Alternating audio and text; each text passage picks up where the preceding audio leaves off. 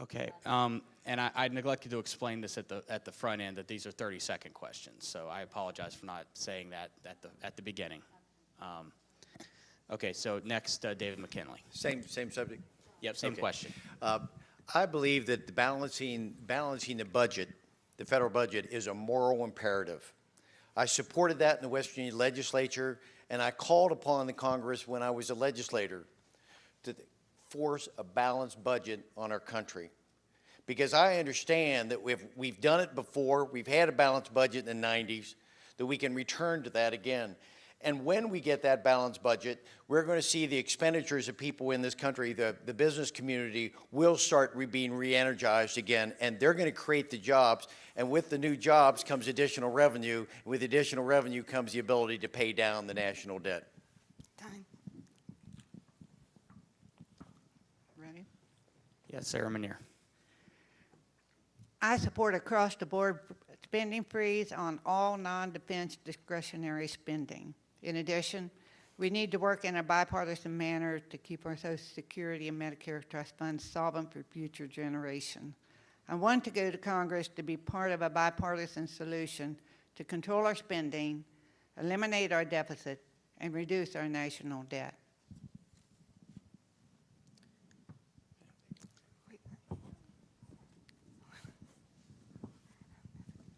Okay, Tom Stark. I believe it's fairly safe to say that the exit strategy for the national debt has to include some significant cuts in spending across the board.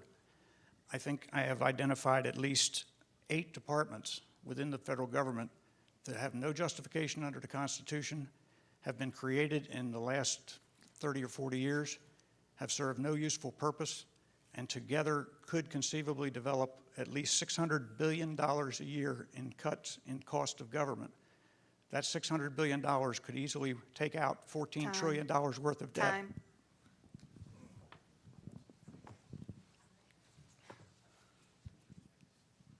Mac Warner. When you've got a problem like this, massive spending and debt, there's only 2 ways to do it. You've got to reduce spending, that's on one hand, and then on the other side, you have to increase your tax base, your revenues coming in, okay? And how do you do that? Well, you'll hear throughout these answers today about the various departments that could be cut. We have to look at those sorts of things.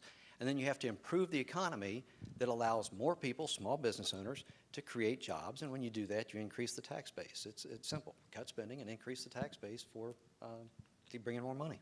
Time. And Cindy Hall.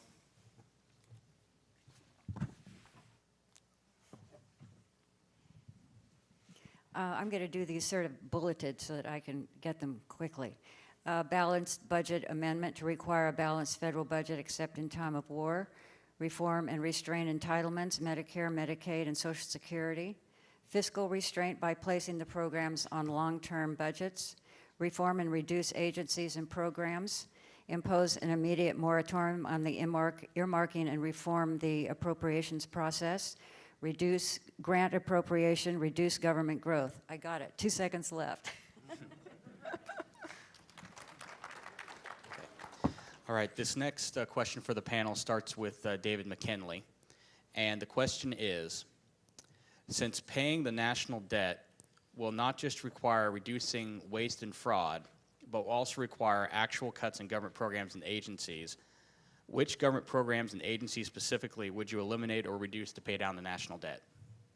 I've got 5 points. The first is I think we have to pay attention to Congressman Paul Ryan. Has made a proposition in Congress to deal with the some very hard choices. The second, we could look at housing. There are duplication in housing and in education. There are numbers of education programs that have spent $2.8 billion that need to be audited.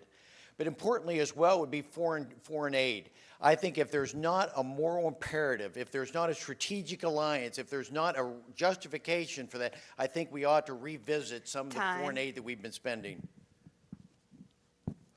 Sarah Manier.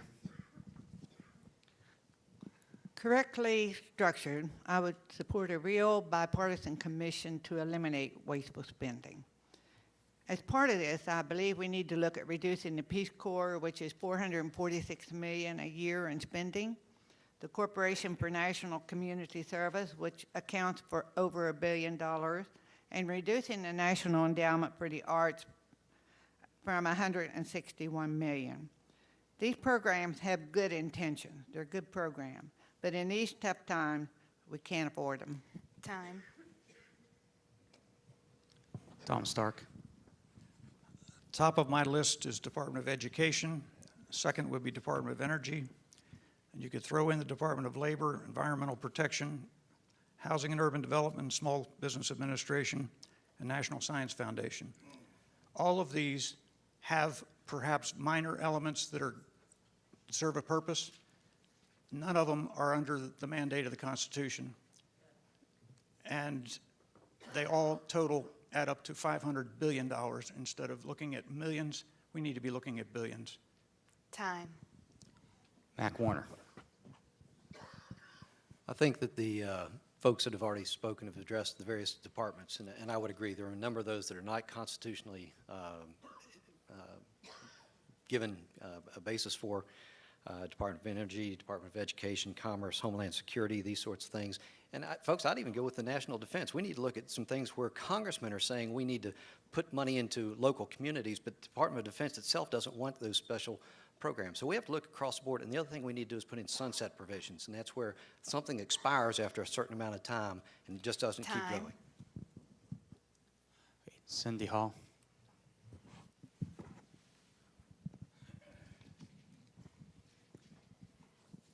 Bulleted points again. Eliminate agencies and programs that are not constitutional. Keep agencies that encompass all states. Children under 5, which provides education or care, 69 separate programs administered by 10 different agencies. It's completely ridiculous and a duplication. Job training. There are 9 separate agencies that administer 44 different programs. Housing assistance to the elderly, 23 separate programs, each with its own overhead. 1 second. Patricia Levinson. There's a couple of things. First of all, we need to pay attention to the Constitution, both 9th and 10th Amendments. We also need to roll back the 1974 Budget Act that the Democrats enacted in order to allow a review of every part of the budget. We also need to address corruption through our tax code.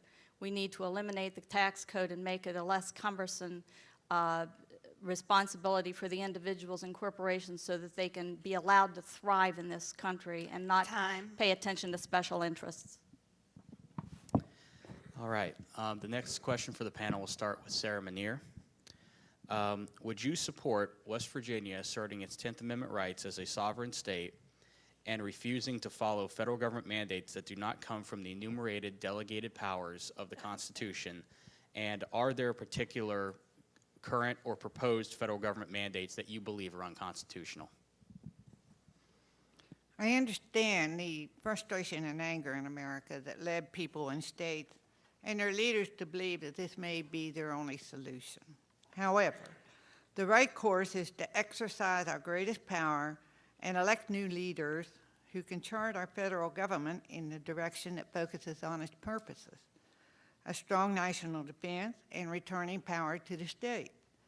The current health care reform proposal that Obama and Pelosi are trying to force on us is a clear example of a mandate-happy Time. federal government tool.